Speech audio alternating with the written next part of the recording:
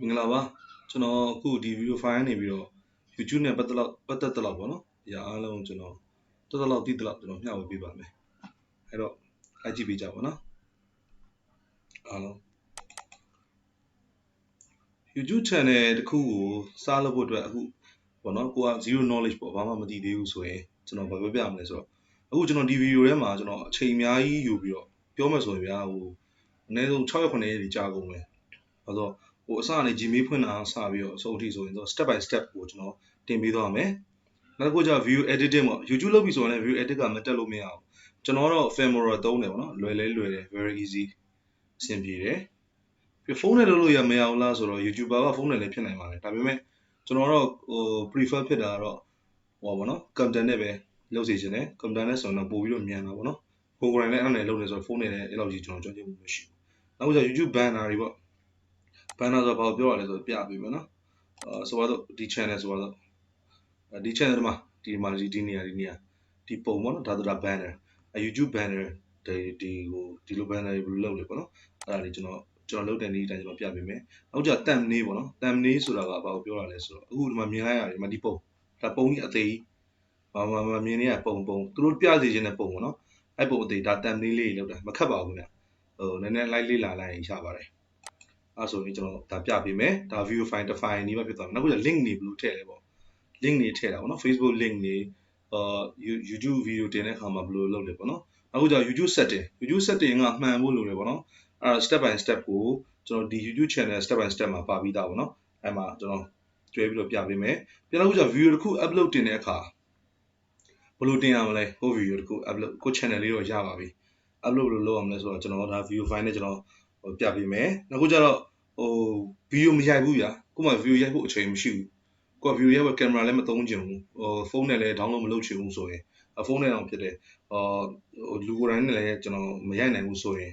်ဒါဘယ်လိုလုပ်မလဲဆိုတဲ့ဟာပေါ့နော်ဒါပြပေးမယ်နောက်ခုကျတော့ monetization ပေါ့နော်ဟို YouTube account က payment တစ်ခုရဖို့အတွက်ဟို monetization ဘယ်လိုရှောက်လဲ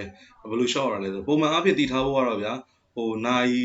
subscriber 1000ရှိဖို့လိုတယ်ပြီးတော့ watch hour 4000ပေါ့နော်အကုန်လုံးရှိမယ်ကိုတင်ထားတဲ့ video အားလုံးရဲ့ watch hour 4000ရှိမယ် subscriber 1000ရှိမယ်ဆိုရင်ဒါ monetization ရှောက်လို့ရတယ်ရှောက်တဲ့ခါကျရင်သူက Google AdSense account ကနေပြီးတော့ပတ်စံထုတ်လို့ရတယ်ပေါ့နော်နောက်ခုကျ payment ပေါ့ payment ကဘယ်လိုပေးတာလဲငွေဘယ်လိုပေးလဲ YouTube ကနေငွေဘယ်လိုပေးလဲဆိုတဲ့အကြောင်းလေးအားတွေကိုကျွန်တော်video လေးတွေနဲ့ကျွန်တော်ဒီမှာဆိုလဲဒီ YouTube channel step by step မှာဆိုလဲနှစ်ခုလောက်တောင်းမယ်ထင်တယ် editing ကတော့အနည်းဆုံး9ခုလောက်ကျွန်တော်တင်ရလိမ့်မယ် YouTube ပထမဆုံးအစနဲ့အဆုံးဆိုရင်9ခုလောက်တင်ရင်တော့နောက်ပိုင်းကိုဆက်လေးလာရင်အဆင်ပြေတယ်ဒါတွေကတစ်ခုစီနဲ့ရတယ်ပေါ့နော်အချိန်တော့ပေးရမယ်ဗျ YouTuber တယောက်ဖြစ်ဖို့အတွက်ကိုအဓိကအရေးကြီးဆုံးအချက်ကဟို invest လုပ်ရတာပဲပတ်စံမဟုတ်ဘူးအဲ့ဒါဘာလဲဆိုတော့ငွေတက်ပို့တန်ဖိုးရှိတဲ့အချိန်တအားပေးရတယ်ပေါ့နော်အားလေးလိုတယ်ပေါ့နော်နောက်ခုကျတော့အခုပြောပြမှာက YouTube မှာကျွန်တော်တို့ဘာတွေ upload မလုပ်တင်ဘူးလဲပေါ့နော် upload လုပ်တယ်ဆိုတော့ YouTube မှာအဓိကပတ်စံရတာကကျွန်တော် ADS လို့ခေါ်တယ်ဟိုကြော်ညာလေးရတာတချို့ကြော်ညာလေးတွေဆိုရဟို skip လုပ်ရတယ်9 second ကြော်ရင် skip လုပ်လိုက်ပဲကိုရီးယားကြည့်လိုက်ကြော်ပြီးတော့ channel ရကြည့်အဲ့ဆိုရင်တင်တဲ့လူတွေငွေလုံးဝမရတော့ဘူးပေါ့ဟုတ်ဝင်လုံးအဲ့လိုကြော်ညာတွေဝင်လာဖို့အတွက်ကိုကျွန်တော်တို့ကဟိုဆဲဆူရိုင်းဆိုင်တာပေါ့နော်အဲ့ abusive vlogs တွေဟိုဆဲဆူရိုင်းဆိုင်တာတွေရိုင်းဆိုင်ဟာတွေမတင်ရအောင်နောက် adult video တွေပေါ့နော်18 plus တွေတော့တင်လို့မရအောင်နောက်ကြတော့ရက်ဆက်တာသူရေးတန်ရဲနဲ့ရဲဆက်ဆက်ကိစ္စတွေတင်တဲ့အခါကျရင်ကြော်ညာတွေမဝင်ဘူးပေါ့နော်ဟုတ်မအောင်မြင်ဘူးပေါ့နော်မဝင်ဘူးနောက်ကြ round caption ပေါ့ဟိုတင်ထားတဲ့ခေါင်းစဉ်ကဆိုတော့ဟိုကောင်းကင်မှာစင်းကြီးပြန်လာတယ်ပြောပြီးအောက်မှာ space ကြီးတာကြီးပြလို့လည်းအဆင်မပြေဘူးလေဟိုလူကြည့်အောင်လို့ခေါင်းစဉ်ကြီးဒါကြီးရေးထားပြီးတော့တကယ်ဝင်ကြည့်တော့ဘာမှမဟုတ်တာမျိုးဒါကြတော့ဟိုကြည့်တဲ့လူကဒါလိန်လိုဖြစ်တယ်ပေါ့နော်အဲ့ဒါဆိုရင်ဒါရမလုပ်တင်ဘူးပေါ့အဲ့ကြံကြော်ညာတွေမရဘူးငွေလည်းမြန်မရနိုင်ဘူးကိုယ့်ရဲ့ channel မှာအောင်မြင်နိုင်တဲ့အကြောင်းလေးပေါ့နောက်ကျတော့ round tag ပေါ့ tag ကိုလည်းခုနအဲ့လိုပဲ hashtag တွေထည့်ရတယ် YouTube မှာအဲ့ကြရင် tag တွေကိုမှားပြီးတော့ထည့်တာတွေဟိုမှားထည့်ရဆိုတာလေကို video နဲ့မဆိုင်မဲနဲ့ထည့်လိုက်တာမျိုးတွေကြတော့ဒါဆိုရင်တော့မအောင်မြင်ဘူးပေါ့နော်ဟုတ်ကဲ့နောက်ခုကျတော့ YouTube ကနေပြီးတော့ပတ်စံဘယ်လိုရလဲဆိုတဲ့ကိစ္စကျွန်တော်ပြောချင်တယ် YouTube မှာ YouTuber တယောက်ဖြစ်ပြီဆိုတာနဲ့ကို့မှာဟို like viewer တွေလည်းအများများလာတယ်နောက်ခုကဟို subscriber တွေလည်းပြည့်လာပြီဆိုတာနဲ့ ADS တွေဝင်တယ် ADS အမျိုးအစားတွေအများကြီးရှိတယ်ခါကြဒီအောက်ကလေးမှာဒီ video file အောက်ကလေးမှာကျွန်တော်တို့ကြော်လို့မရဘဲနဲ့သူကသူသွားနေ ADS လေးပေါ့နော်တေးသေးလေးတွေရှိတယ်ပြီးတော့ skip လုပ်ရတဲ့ ADS တွေရှိတယ် application တွေရှိတယ်အဲ့ application တွေကိုကိုက download လုပ်လိုက်တယ်ဆိုတော့အတွက်ပတ်စံပို့ရတယ် download မလုပ်ဘူးဆိုတော့မရဘူးပေါ့နော် ပြီးတော့နိုင်ငံနဲ့ကွာသေးတယ်မြန်မာနိုင်ငံကကြီးလို့တစ်ချက်ဆိုရင်ဟိုမြန်မာနိုင်ငံကလူတစ်ထောင်ကြီးလို့တစ်ချက်ဆိုရင်အမေရိကန်လူတစ်ယောက်ကြီးလို့တစ်ချက်လည်းဖြစ်ကောင်းဖြစ်နိုင်တယ်အဲ့တော့အဲ့လိုပေါ့နော် ADS ကြောင့်ကျွန်တော်တို့ပတ်ဆိုင်ရတယ်ကြောင်းကြတယ်နောက်ခုကျ sponsorship ပေါ့ sponsorship ကပါလဲဆိုတော့ဟိုကျွန်တော်တို့ဗျာဗီဒီယိုတင်တဲ့အခါမှာကျွန်တော်ဗီဒီယိုတွေက review တွေအရင်ကောင်းလာတယ်ကျွန်တော်တို့တေချာလုပ်ပြလာတယ်ဆိုတော့ကိုကဟင်းချက်ပြတယ်ဆိုဟင်းချက်တဲ့ကုမ္ပဏီဆိုပါဆိုအချုံမို့လို့ရှိသမျှကျွန်တော် FNCG sector တွေပေါ့နော်အားလုံးကလာပြီးကိုလာ join တယ်ကျမတို့တော့ဒါလေးတော့ကြော်ညာပေးပါကိုနာမည်ကြီးတယောက်ဖြစ်လာတယ်ဗျ TikTok လုံးနေရာမျိုးမှာတော့မှနာမည်ကြီးပြီးတော့ sally ဖြစ်လာတဲ့လူတွေအများကြီးရှိတယ်အောင်မြင်လာတဲ့လူတွေရှိတယ်အဲ့တော့ကိုယ်တိုင်သာစူးစမ်းတယ်ကိုယ့်ရဲ့ performance ကိုယ့်ရဲ့presentation ကောင်းတဲ့အတွက်ကိုယ်လာပြီး sponsor လာပေးတာဒါကတော့ကျွန်တော်တို့ဒါ internet ပေါ့နော်မြန်မာနိုင်ငံအတွင်းကနေပြီးတော့လာပေးတဲ့ company တွေရဲ့ sponsorship ရတယ်အခုကျတော့ affiliate လို့ခေါ်ပါတယ်သူများရဲ့ product ကိုကိုက copy link ယူပြီးတော့ကိုအဲ့ product မှာရှိတဲ့ accessory တွေကိုကျွန်တော်တို့ပြင်ပြတာလုပ်ပြတာသုံးပြတာအဲ့ဒါဆိုရင်ဘာဖြစ်လဲဆိုတော့အဲ့ company တွေမှာတွားပြီးဝယ်တဲ့အခါကိုဗီဒီယိုကြည့်ပြီးအဲ့ link လေးနဲ့တွားဝယ်တဲ့အခါပတ်စံရတယ်ကိုအဲ့ဒါမျိုးပေါ့နော် affiliate marketing မှာ sponsorship လဲဒါလည်း a kind of sponsorship ပေါ့နော်ဒီဘက်ကလည်းကျွန်တော်တို့ငွေဝင်နေဟုတ်ကဲ့ဒါကတော့ဒါအချင်းချုပ်ပြီးတော့ကျွန်တော်ပြောပြတာပေါ့နော်ဒီတဲ့ကျေပြန့်လာတယ်အများကြီးရှိပါသေးတယ်ဟုတ်နောက်ခုကျတော့YouTuber တယောက်ဖြစ်ဖို့အတွက်ဘာတွေလိုလဲဆိုရင်ပထမဆုံးကတော့အချိန်လိုတာဗျအချိန်ဆိုတာဘာလို့ဖို့အချိန်လဲဆိုတော့ကျွန်တော်တို့ video edit လုပ်ဖို့ပြီး idea ပေါ့နော်အဲ့ဒီအချိန်တွေလိုတယ်နောက်ခုကျတော့ topic ဆိုတာဘာလဲဆိုတော့ကိုကအခုဘာလုပ်မှာလဲဆိုပါစို့ခုကျွန်တော်ဆိုဗျာကျွန်တော်မှာရွေချက်ရှိတယ်ဘာလဲဆိုတော့ကျွန်တော် YouTube နဲ့ပတ်သက်တဲ့ကျွန်တော် sharing လုပ်မယ် editing နဲ့ပတ်သက်တဲ့ sharing လုပ်မယ်ကျွန်တော် channel တစ်ခုကျွန်တော်လုပ်မယ်ဆိုပါစို့ဟုတ်ပြီပြီးတော့ကျွန်တော် music တက်တယ်ကျွန်တော် guitar တီးတာတွေကျွန်တော်သင်ပေးမယ် free ပေါ့နော် YouTube platform ဒီကိုယ် create လုပ်ပြီးတော့သူများကအကျိုးရှိဖို့အတွက်ပေးရတယ်ကိုယ့်အတွက်ပတ်စံပြန်ပေးတဲ့ platform မျိုးဖြစ်တယ်အဲ့တော့အချိန်လိုတယ်အတိကတော့တချို့ဆိုရင် YouTube လောက်တာ2နှစ်လောက်မှ monetization ရပြီးတော့ဝင်ငွေစဝင်တယ်ဘာကြောင့်လဲဆိုတော့သူတို့ပေးတဲ့အရာကလူသိမ့်မကြိုက်လို့ပေါ့နော်ကြိုက်တဲ့လူ sector လည်းနည်းနေလို့ပေါ့အခုဆိုဗျာကျွန်တော်တို့ guitar သမားတွေဆိုအများကြီးရှိတယ်ဆိုတော့ guitar တီးတဲ့လူ music သမားတွေအများကြီးရှိတယ်ပကြီးသမားတွေလည်းအများကြီးရှိတယ်ဟုတ်ပြီအများကြီးမရှိတဲ့ sector for example ဆိုပါစို့အမျိုးသမီးတွေဆိုဗျာကျင်းနေတယ်ကျွန်တော်လက်သမားပညာတွေမကြည့်ဘူးကျွန်တော်ကပ္ပနာတွေပေါ့လောက်တာမကြည့်ဘူး DIY တွေမကြည့်ဘူးချို့ဘာသူနဲ့မဆိုင်လို့သူသတ်မှတ်ထားအဲ့တော့ DIY လုပ်တဲ့လူတော့ကကျတော့သူ့ရဲ့ main fan နဲသွားတာပေါ့နော်အဲ့တော့လူအလုံးကြည့်မဲ့ဟာတွေကိုကိုယ်စဉ်းစားဖို့အတွက် topic မှာသိချတွေးတာနောက်တစ်ခုကတချို့ဆိုဘာလို့လဲဆိုတော့သူများတင်ထားတဲ့တရေတစေဗီဒီယိုတွေပြီးတော့ပုံမြင်တွေကိုdown လိုက်တယ်ပေါ့နော် down လို့ရတဲ့နေရာရှိတယ် YouTube မှာဒီတိုင်းမြင်တဲ့ဟာတန်း down လို့မရအောင်အဲ့နောက်မှကျွန်တော်ရှင်းပြdown လိုက်တယ် down ပြီးတော့အဲ့မှာသူ့အတန်နဲ့သူထက်တယ်ထပ်ပြီးတော့ပြန်တင်တယ်ပြန်တင်တဲ့အခါကြိုက်တဲ့လူများလာပြီးတော့ viewer များလာတယ်အမ S တွေလည်းကြီးပြစ်သွားတဲ့အတွက်ဝင်ငွေရလာတယ်channel အောင်မြင်သွားတယ်အဓိကတော့ဘာပြောချင်တာလဲဆိုတော့တခုခုပေးဖို့လိုတယ်အကျိုးရှိတာအကျိုးမရှိတဲ့ဟာကိုတင်ရင်မကြည့်ဘူးပေါ့နော်ဒါ branded မဖြစ်ဘူးပြီးတော့ကြော်ညာတွေလည်းမဝင်ဘူးဒီ channel ကပေါက်ခဲ့ရိုက်တင်တယ်ပေါက်ခဲ့ရိုက်တင်တော့မလာဘူးပေါ့နော်တချို့ channel ကျအဲ့လိုမျိုးနဲ့ဟာတာတွေပဲသီးသန့်တင်တာဟာတာသီးသန့်တင်ပေးမယ်လေဟာတာကဟာတာမြောက်လောက်တဲ့ quality ရှိတဲ့အတွက်ကြောင့်မလို့လူကကြည့်တယ်လူကြည့်တော့ကြော်ညာတွေဝင်တယ် viewer များလာရင်ဒါကြော်ညာဝင်တာပဲဗျဒါကတော့ထုံးစံပေါ့နော်အဲ့တော့အချိန်ဘယ်လောက်လိုလဲလို့ပြောမယ်ဆိုရင်အချိန်ကတစ်နှစ်ပြီးခဲ့တဲ့တစ်နှစ်အတွင်းမှာ subscriber က1000ရှိရမယ်ကျွန်တော်အချိန်ချင်းပြောတယ် watch hour 4000ရှိရမယ် subscriber 1000ရှိပြီဆိုတော့ watch hour 4000ပြည့်ဖို့ရခိုင်တော့တော်တော်များသွားပြီဘာလို့ရှင်းမြဗီဒီယိုအားလုံးကိုသူကဝင်ကြည့်တာဟုတ်အဲ့တော့အဲ့ဒီအပိုင်းလေးကိုဒါပေါ့နော်တတိထားဖို့လိုတာပေါ့နော်subscriber များဖို့လိုတယ်နောက်ခုကျတော့တချို့ဆိုကို YouTube channel အောင်မြင်အောင်အတင်းတွေပေါ့နော်အတင်းငါ့ကို subscribe လုပ်ပေးပါလို့ subscribe လုပ်ပေးပါဆိုတာထက်အဲ့ထက်ပိုပြီးတော့ထိရောက်တဲ့အရာကကိုပေးတဲ့အရာဟာကိုနဲ့ live ဖက်တဲ့ပတ်ဝန်းကျင်ကတကယ်လက်ခံပြီးတော့တကယ်ဝင်ပြီးကြည့်တော့မှအောင်မြင်တဲ့ channel ရရေးရှိကောင်းတယ်ဝင်ငွေပိုကောင်းတယ်ဟုတ်နောက်ကျတော့ YouTuber တယောက်ကလေးလာဖို့လိုတယ်ဗျဘာလေးလာဖို့လိုလဲဆိုတော့ကိုလုံးနေတဲ့ line ဆိုလဲကို channel ပေါ့ဆိုတော့ကိုက DIY ပစ္စည်းလေးတွေလုပ်ပြတယ်ဗောနော်ရေတံမိုးလေးနဲ့ဘယ်လိုပန်းမိုးလေးတွေလုပ်လဲစသဖြင့်လုပ်ပြတဲ့အခါမှာအဲ့လိုမျိုးလုပ်ပြဖို့အတွက်အများနဲ့ရှာရတဲ့ channel တွေရှိတယ် idea ပြက်သွားတာဘာတင်ရမှမသိဘူးဖြစ်သွားအဲ့လိုကြောင့်ကိုကလေးလာတဲ့အဲ့အတွက်လည်းအချိန်ပေးရတယ်ဗောပြီးတော့မြန်မာနိုင်ငံဖြစ်နေတဲ့အတွက်ကျွန်တော် internet connection internet ကောင်းမှုလိုတယ် internet ကောင်းမှသာကျွန်တော် video upload တွေမြန်တာဗောနော်တချို့တွေဆိုဗျာစကားဆက်လို့ဘယ်လိုလုပ်ကြလဲဆိုတော့ team နဲ့ video editor team ခေါ်ထားတယ် download တဲ့ team ခေါ်ထားတယ် translation team ခေါ်ထားတယ်ဆိုတော့သူတို့ team နဲ့5-6နဲ့တနေ့ကို video ပေါင်းများစွာရအောင်တင်တယ် smart ကြတင်တယ်ကောင်းကောင်းတင်တယ်အဲ့တော့သူတို့အတွက်ဝင်ငွေကမြန်ရတယ်YouTube မှာအလုပ်လုပ်တဲ့သဘောဖြစ်သွားတယ်ဝင်ငွေဘယ်လောက်ရလဲလို့ပြောရင် YouTube က terms and condition တော့ရှိတယ်ပေါ့နော်ဘာဖြစ်လဲဆိုတော့ဒါကတော့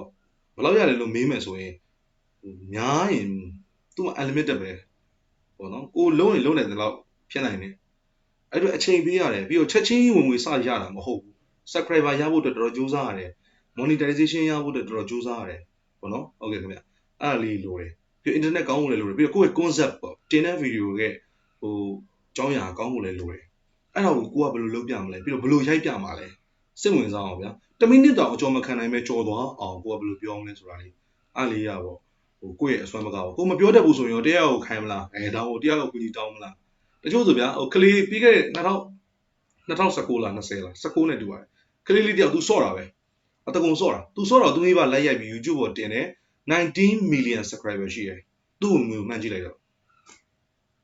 မနေဘူးနော်ကြောက်စရာကြီးအဲ့တော့ဒါက YouTube ကတကယ်ပေးတာ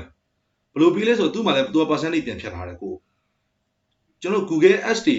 YouTube Ads တွေပေါ့နော်အဲ့ဒါတွေလုပ်ဖို့အတွက်ကိုမြန်မာနိုင်ငံမှာတော့ရှိပါတယ်လိုကဲလို့ဒီထဲမှာကျွန်တော်ကြည့်နေတဲ့ထဲမှာပေါ့နော်ကြော်ညာခြင်းတဲ့လူတွေ marketing နဲ့ပတ်သက်စိတ်ဝင်စားတယ် YouTube ပေါ်မှာကြော်ညာခြင်းပါတယ်ဆိုရင် campaign တွေလုပ်လို့ရတယ်ခုနလိုမျိုး skip လုပ်လို့မရတဲ့ကြော်ညာလေးတွေတက်သွားတာအဲ့ဒါမျိုးတွေပေါ့နော်အဲ့အတွက်လိုအပ်တယ်ဆိုလဲကျွန်တော်ဆက်သွယ်ပါကျွန်တော်agency ကောင်းကောင်းတွေပေါ့နော်တော်တော်ကောင်းတဲ့ digital marketing agency တွေကျွန်တော်မိတ်ဆွေတွေရှိတယ်တွက်ပြပေးလို့ရတယ်နော်ထားပါထပ်ပြီးတော့သွားမယ်ဆိုရင်တော့ဒါ payment agent ပေါ့ payment agent ဆိုတာကအခုဗျာbrother လုတ်လိုက်ပြီ brother or sister ပေါ့နော်လုတ်လိုက်ပြီလုတ်လိုက်လို့ YouTube channel လုတ်တယ် online အောင်မြင်လာတယ်ကိုယ့်လူကြီးများလူရှိတာလည်းများလာတယ် subscriber လည်းပြည့်နေပါပြီဒါပေမဲ့ငွေရထုတ်လို့မရအောင်ထုတ်လို့မရတဲ့အခါမှာနှစ်မျိုးရှိတယ်တစ်မျိုးက agent နဲ့ထုတ်တာဒုတိယတစ်မျိုးကနိုင်ငံခြားမှာရှိတဲ့တကယ်ချင်းကိုထုတ်တာဘာကြောင့်လဲဆိုတော့မြန်မာနိုင်ငံမှာ YouTube ကပတ်စံထုတ်ဖို့ပေးလို့မြန်မာနိုင်ငံကနေထုတ်လို့မရဘူးပေါ့နော်နိုင်ငံခြားအကောင့်ရှိမှရတာပေါ့နော်အဲ့ဒါလေးလိုတယ်ပေါ့နော်အဲ့တော့အဲ့အတွက် online အောင်မြင်ငွေထုတ်လို့မရတဲ့ပြဿနာကတော့တိတ်ပူစရာမလိုပါဘူးဘာလို့လဲဆိုတော့ကျွန်တော်ကိုယ်တိုင်လည်းပေါ့နော်အဲ့ service ကျွန်တော်လုပ်ပြီးတယ်ပြောလို့ဆိုတော့ကျွန်တော် prefer ပေါ့နော်အကြံပေးချင်တာကတော့ကိုယ့်ဟာကိုယ်တငယ်ချင်းနဲ့နိုင်ငံခြားမှာအမျိုးရှိရမျိုးဟိုမှာငါ YouTube ပတ်စံထုတ်ချင်တယ်ဘယ်လိုလုပ်ရမလဲစုံစမ်းပေးပါပေါ့နော် something အဲ့လိုမျိုးတော်တာမျိုးသူ့မှာကတ်ရှိရပေါ့နော်ဒါမှမဟုတ် SN account သူ့လိပ်စာထည့်တာမျိုးအဲ့လိုမျိုးတွေလုပ်ရင်လည်းအဆင်ပြေတယ်အဲ့လိုမှလုပ်ရင်တော့အပြည့်ရတာပေါ့ဗျာကိုဒေါ်လာ100ရရင်ဒေါ်လာ100အဲ့ထဲရောက်တာပေါ့အဲ့လိုမဟုတ်ဘူးဆိုရင် agent တွေကဘာဖြစ်လဲဆိုတော့တချို့ဆို50% 40% ရဲဆက်တောင်းအဲ့နည်းများတယ်ဗျာဘာလို့ဆိုဒီမှာတစ်ဖက်လူကကျွန်တော်တော်တော်စူးစမ်းထားတာလေအဲ့လိုမျိုးအခုတို့ကျွန်တော်တို့တော့မှပြောလို့ဆို30% 25% ရှိတယ်အဲ့လိုမှလည်းရမှာပေါ့နော် transparent rate ကမနည်းဘူးပေါ့နော်အားကြောင့်လို့ပါအဲ့တော့ payment agent ကိစ္စကတော့တကယ်လို့ subscriber ရလာပြီဆိုရင်ဆက်သွယ်လို့ရတယ်ကိုယ့်ဘောကမိတ်ဆွေရှိနေလို့ပေါ့နော်ဟုတ်ပြီးနောက်ခုပြောချင်တာကဘာလဲဆိုတော့ YouTube channel မှာအခုဆိုဗျာchannel တစ်ခုဝင်လိုက်တယ်ပေါ့ဒါကျွန်တော်ရှာတာကျွန်တော် channel ထားပါဒါကျွန်တော်ဒါအပြင်းပြေဖွင့်တဲ့ channel ပေါ့အဲ့မှာအများကြီးလေ့လာလို့ရတယ်ဗျာဆိုတော့ကျွန်တော်ရှာထားတယ်အများကြီးပဲကျွန်တော်ရှာထားတယ်ဆိုအများကြီးပဲကျွန်တော်အားရင်အားလို့ဝင်ကြည့်တယ်ဆိုတော့ကိုကနေပြီးတော့ဆိုတော့ဒီ channel တစ်ခုကိုကိုကဒီဆိုတော့ဒီမှာ crazy fight တယ်သူလောက်တဲ့ content ကိုကြည့်မယ် They're a match ဟုတ်ကဲ့ဒီ channel တစ်ခုကို subscribe လုပ်ချင်တယ် channel ဆိုရင်ဒီမှာ subscribe ဆိုတဲ့ button ရှိတယ်ဒါဆိုတာကျွန်တော် subscribe လုပ်ပြီးသားတော့ subscribe ပြန်လုပ်လိုက်တယ်ဟုတ်နော်အခု subscribe ပြန်လုပ်ကဒီသူတို့တက်သမျှအားလုံးကိုကြည့်ချင်တယ်ဆိုဒီမှာ all လေးကိုနှိပ်ထားလိုက်ပါဒါသုံးတဲ့ပုံစံပေါ့နော်ဟုတ်ပြီးတော့မြင်နေရမယ်ကို subscribe လုပ်ထားတဲ့အားလုံးကသူက library ဆိုတဲ့နေရာမှာစုထားပြီးသားအများကြီးရှိတယ်ကို like လုပ်တယ်ကို like လုပ်လိုက်တဲ့file တော့မှသူကဇူမာသူပြကျွန်တော် YouTube ဘယ်လိုလုပ်လဲကျွန်တော်လည်း line ပေါ်လေ့လာတယ်အခုလက်ရှိကျွန်တော် video ကြည့်နေတဲ့အချိန်မှာတော့ brother တို့ကဘာလုပ်ရလဲဆိုတော့ YouTube ပေါ်မှာ video ဘယ်လိုပုံတင်မလဲလို့မှအများကြီးပဲဗျာကိုယ့်ဘက်ကိုလေ့လာရင်တပုံရင်းရှိတယ်ပေါ့နော်ကျွန်တော်တင်ပေးမှာပါကိုယ့်ဘက်ကိုလည်းလေ့လာပါအားပေးပါတယ်ကျွန်တော်အနေနဲ့နော်ဒါလောက်ကြပါဘောနော်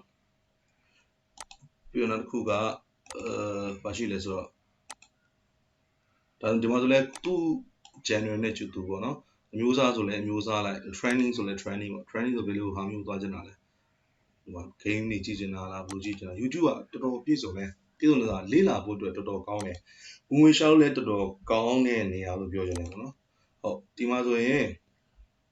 ်ဒါဆိုကျွန်တော် subscribe လုပ်ထားတဲ့ channel တွေအများကြီးရှိတယ်အများကြီးပဲအဲ့မှာကျွန်တော်လေ့လာရတာမကုန်ဘူးပေါ့နော်သူတို့တွေလည်းအများကြီးစူးစမ်းကြတယ်တချို့ဆိုတော်တော်ကောင်းပေါ့နော်ကျွန်တော်မှာ guitar နဲ့ပတ်သက်တာဆိုလဲဒီပုဂ္ဂိုလ် ဒီပုဂ္ဂိုလ်ဆိုတာ guitar တင်ပေးတာပေါ့သူ guitar တင်ပေးတယ်သူ့ရဲ့ video တွေကျွန်တော်ဝင်ကြည့်တယ်ကျွန်တော်လည်းလိုက်လေးလာကြည့်တယ်ပေါ့နော်ဒါမျိုးတွေအများကြီးပဲဒါအခုမြင်နေရတာတန်လေးလေးတွေrhythm guitar ဘာညာတာကြီးအများကြီးပဲရှိတယ်အဲ့တော့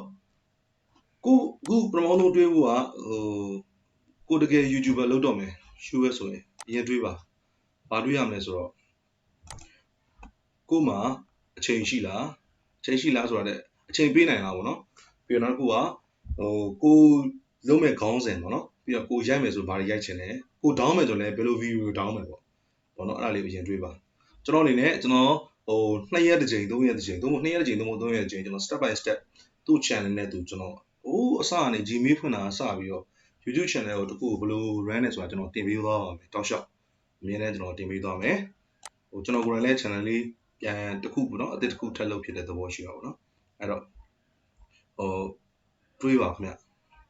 အားလုံးပေါ့နော်စင်ပြရှိလဲလမ်းပြောပါကျွန်တော်ကိုနေနေတော့ကျွန်တော်ကူညီပေးပါမယ်အဲ့မှာဗျာတချို့ဆိုဖုန်းနဲ့လုပ်လို့မရဘူးလို့ကွန်ပျူတာနဲ့အခက်ခဲရှိတယ်လို့စသဖြင့်အဲ့လိုရှိရင်ဗျာရှင်းလို့ရတာ YouTube မှာပြန်ရှောင်လို့ရတယ်အားလုံးကကို့မှာအချိန်ရှိနေအဲ့မှာလေးလာပြီးတော့တခြားလေးပြန်လုပ်လို့ရတယ်ပေါ့နော်အဲ့တော့ဝင်ငွေရဖို့အတွက်အချိန်ဘယ်လောက်ပေးရမလဲကိုဆိုရင်တော့ဖြေရရှင်းတယ်ဗျအချိန်က brother တို့ပေါ်မှာမူတည်တယ် brother ကိုပေးသလောက်ကောင်းရင်ကောင်းသလောက်ကို content ကောင်းရင်ကောင်းသလောက်အောင်မြင်တယ်ပေါ့နော်တချို့ဆိုရင်3နှစ်လောက်မှ monetization ရတယ် video file 300လောက်ပဲတက်တော့သူ3နှစ်လောက်တချို့ဆိုရင်အဲ့လိုမျိုးပဲ6လတော့2လလောက်နဲ့တက်တယ် video ကလည်းရှည်တယ်ပြီးတော့နောက်တစ်ခုကျတော့ကောင်းလဲကောင်းတယ်လူကလည်းကြည့်တယ်တကယ်လည်းအကျိုးရှိတယ်သူ့ video file ကကြည့်ဖို့ရတယ်ကျေးဇူးတင်ရတယ်ပေါ့ဗျာနောက်တစ်ခု S case อ่ะလူတယောက်ကိုကိုကကျေးဇူးတင်တယ်ပေါ့နော်ကိုက video file ကို YouTube video file ကိုကျေးဇူးတင်လို့သူ့ကိုကြည့်လို့ကိုကဘာမှပြန်ပေးစရာမလိုတခုပဲသူ့ထဲမှာဝင်လာတဲ့ကြော်ညာလေးတွေကိုစက္ကန့်30ဆိုစက္ကန့်30ပြည့်အောင်ကြည့်ပေးလိုက်တာဗျာအဲ့တော့ဘာဖြစ်လဲဆိုတော့တစ်ဖက်လူအတွက်ဝင်ငွေရအောင်တာပေါ့ဒါပြောလို့ဆိုတော့လှူလိုက်တာပေါ့နော်ကိုဘက်က internet ပေါ်တဲ့လူတွေအတွက်ပြောတာပါဖုန်းတွေကြတော့လည်းကြော်တာပေါ့နော်ကျွန်တော်လည်းကြော်ခဲ့တာမနေဘူးအဲ့တော့အဲ့လိုပဲအချိန်လောက်မရှိဘူးလေနော်အဲ့တော့စူးစမ်းပါခင်ဗျကျွန်တော်ဆက်ပြီးတော့ကျွန်တော်ဘက်ကနေပြီးတော့အားလုံးအတွက်ကျွန်တော်ဒီ channel လေးကနေတော့တောက်လျှောက်တင်ပေးသွားပါမယ်နော်လေးစရာရှိရင်မေးလို့ရပါတယ်အဲ့ channel မှာပဲ comment မှာဝင်ပေးပေါ့နော် subscribe လုပ်တာကလည်းမခက်ပါဘူးနော် subscribe လုပ် agent နဲ့ပတ်သက်တာလည်းမေးချင်တယ်ဆိုရင်လည်းမေးပါဟုတ်ကျေးဇူးတင်ပါတယ်